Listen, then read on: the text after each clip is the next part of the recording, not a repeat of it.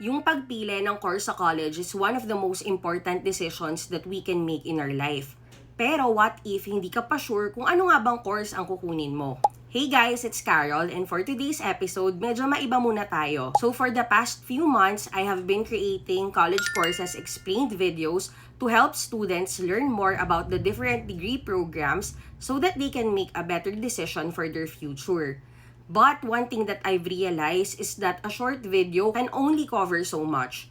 Marami pa ring mga tanong kagaya ng para sa akin ba talaga tong course na to? Mahirap ba itong course na to? Ano bang strand ang dapat kong kunin kung ito yung gusto kong maging course in college? And that is why I created my Ultimate College Course Guide ebook. These are detailed 10-page guides designed to help students understand a course before making one of the biggest decisions of their academic journey. So inside this guide, you will find a quick overview of the course, what is it all about, and who is it best suited for. We also have the subject breakdown wherein makikita nyo what are the subjects that you can expect na pag-aaralan nyo all throughout college. We have the student life or the typical experiences and workload expectations of students taking the course. We also have a career path guide wherein I've included sample job roles and a brief explanation of what professionals do in those positions. We also have a salary guide inside wherein you can get an idea of potential earnings through sample careers and their estimated salary ranges.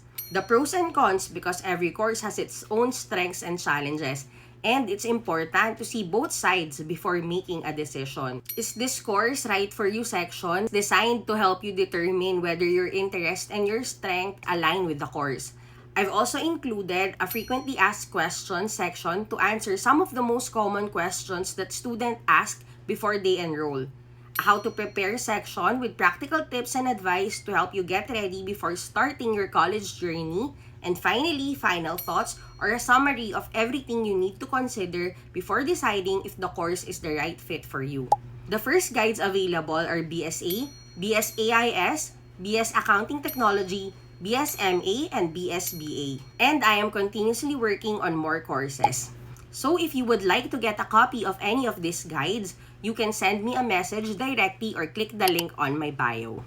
And before I end this video, let me know in the comments what course would you like me to cover next. This is Carol, and I'll see you again in the next episode of the College Courses Explained series.